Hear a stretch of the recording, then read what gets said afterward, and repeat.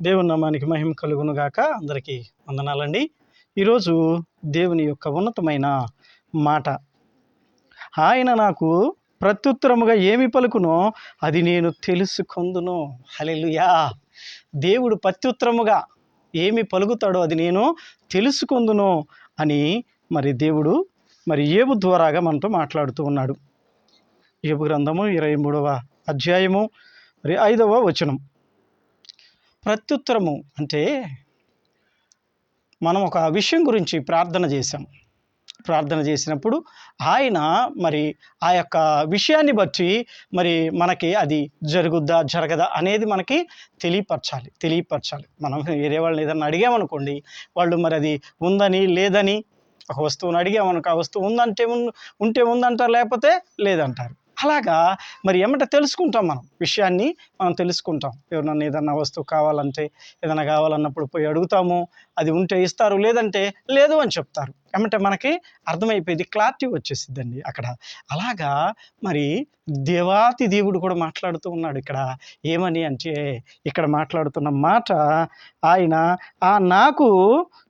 ఆయన నాకు ప్రత్యుత్తరముగా ఏమి పలుకునో అది నేను తెలుసుకుందును. అది హల్లెలూయా. తెలుసుకోవాలి.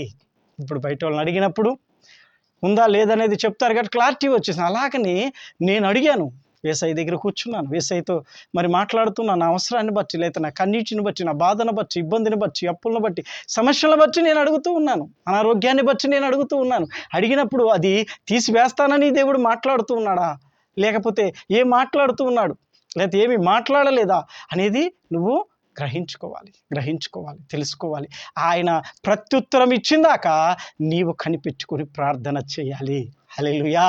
ఈరోజు మనకి దేవుడు మాట్లాడుతున్న మాట, నువ్వు కనిపెట్టుకొని ప్రార్థన చేస్తున్నావా, అంటే నువ్వు చేసిన ప్రార్థనకి ప్రత్యుత్తరము పొందుకుంటున్నావా అని దేవుడు మాట్లాడుతూ ఉన్నాడు. హల్లెలూయా.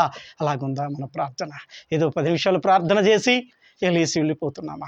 ఏదో సమస్యలు ఉన్న ప్రతి ఒక్కరికి ఉంటాయండి సమస్యలు, అనారోగ్యాలు, ఇబ్బందులు, ఆటంకాలు, లేకపోతే అప్పులు, సమస్యలు అందరికీ ఉంటాయి. దాన్ని బట్టి అందరూ ప్రార్థన చేస్తారు. కానీ ప్రత్యుత్తరం పొందుకున్నదాకా ఉందా నీ ప్రార్థన? లేదా? ఒకసారి గమనించుకో. ఈరోజు ఈ మాట వింటున్న నీవు గమనించుకొని, దేవా నా సమస్య, నా కన్నీరు, నా బాధ, నీకున్న ప్రతిదీ దేవుని ముందు పెట్టి ఆయన నీకు ఉత్తరం ఇచ్చిందాక, ఆయన నీకు ప్రత్యుత్తరం ఇచ్చిందాక నువ్వు కూర్చొని ప్రార్థన చేయి. నా దేవుడు నీకు ప్రత్యుత్తరం ఇస్తాడంతే. హల్లెలూయా. ఇస్తాడు. ఇచ్చిందాక లేవమాకు, ప్రార్థన చేయి. 1 గంట అయినా, 2 గంటలైనా, 3 గంటలైనా, నీ కష్టాన్ని బట్టో, నీ బాధను బట్టో, అప్పులను బట్టో, అనారోగ్యాన్ని బట్టో, ఏ సమస్యను బట్టి అయినా సరే నువ్వు ప్రార్థన చెయ్యి. దేవుని దగ్గర కూర్చో. ఆయన పాదాలను విడవబాకు, పాదాలు పట్టుకో, హత్తుకో. ప్రభువా అని కన్నీరు విడు, ప్రార్థన చేయి. దేవుడు ఖచ్చితంగా నీకు ప్రత్యుత్తరం ఇస్తాడు. ఇదిగో బిడ్డ, నేను చేస్తున్నాను. హల్లెలూయా. ఇదిగో నీ అనారోగ్యాన్ని తీసివేస్తున్నాను, నీ అప్పుల నుంచి విడుదలిస్తున్నాను. నీకున్న ప్రతి ఏదైతే నువ్వు ప్రార్థన చేసావో సమస్యని, ఆ సమస్య నుంచి నేను విడిపిస్తున్నానని దేవుడు నీకు ఉత్తరం ఇస్తాడంతే, ప్రత్యుత్తరం ఇస్తాడంతే.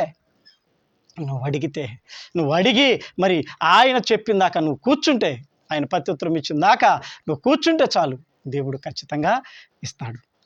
అలాగా ఉండాలని ఈరోజు దేవుడు మనతో మాట్లాడుతూ ఉన్నాడు. అలాగ ఉన్నామా? మనము గమనించుకుందాం. మనం పరిశీలన చేసుకుందాం. మనం చేసే ప్రార్థనకి దేవుడు ప్రత్యుత్తరం ఇస్తున్నాడా? దేవుడు మనతో మాట్లాడుతూ ఉన్నాడా? వాక్యం ద్వారా మాట్లాడుతూ ఉన్నాడా? లేకపోతే ఆయన స్వరం ద్వారా మాట్లాడుతూ ఉన్నాడా? లేకపోతే కళల్లో చూపిస్తూ ఉన్నాడా? లేకపోతే దర్శనంలో చూపిస్తూ ఉన్నాడా? అనేక విధాలుగా దేవుడు మాట్లాడతాడు. ఈ అనేక విధాల్లో ఏ విధం చేతైనా నీతో మాట్లాడతాడు. అలాగ మాట్లాడుతూ ఉన్నాడా? మాట్లాడాడా? నీ సమస్యను బట్టి నువ్వు ప్రార్థన చేసినప్పుడు నీకు చూపించాడా? ఇది నీతో మాట్లాడాడా? ఇది గమనించుకో. అది మాట్లాడకపోతే మాట్లాడిందాక ప్రభువా అని ఆయన పాదాలు పట్టుకో. నీ సమస్య ఏదైనా, ఏ కష్టమైనా, ఏ కన్నీరైనా, ఎంత ఉపద్రవమైనా సరే దేవుడు తొలగించడానికి సమర్థుడు. కాబట్టి ఈరోజు దేవుడు మనతో మాట్లాడుతున్న మాట, ఆయన నాకు ప్రత్యుత్తరముగా ఏమి పలుకునో అది నేను తెలుసుకొందును. అది తెలుసుకోవాలి. మనం ముందు ప్రత్యుత్తరముగా మనం మాట్లాడాము, మనం అడిగాము దేవుణ్ణి, మన సమస్యను బట్టి, మన ఇబ్బందిని బట్టి, మనకు కావాల్సిన దాన్ని మనం అడిగాము. దేవుడు మనతో మాట్లాడాడా? నేను ఇస్తున్నా, నేను ఇస్తున్నా, నేను స్వస్థపరుస్తున్నా, లేదు నేను అప్పుల నుంచి విడిపిస్తున్నా, ఇదిగో నేను నీకు తోడై ఉన్నా అని దేవుడు నీతో మాట్లాడా? అది ఒక్కసారి గమనించుకొని నువ్వు ముందుకి వెళ్ళి ఖచ్చితంగా దేవుని యొక్క పాదాలు పట్టుకుని ఆయన ప్రత్యుత్తరం ఇచ్చిన దాకా నువ్వు కూర్చొని ప్రార్థన చేస్తే దేవుడు ఖచ్చితంగా నిన్ను దీవించి ఆశీర్వదించడానికి దేవుడు సమర్థుడు. అలాగే మనం ఉన్నామా లేవనేది ఈరోజు పరిశీలన చేసుకో, పరిశోధించుకొని నువ్వు ముందుకు కొనసాగితే ఆయన ప్రత్యుత్తరం ఇచ్చిన దాకా ఆయన పాదాలు విడవద్దు.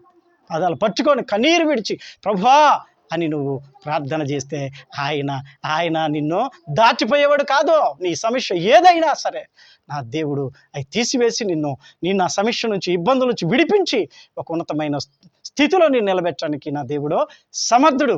అయితే ప్రత్యుత్తరము పొందుకున్న దాకా నువ్వు ప్రార్థన ఉండాలి.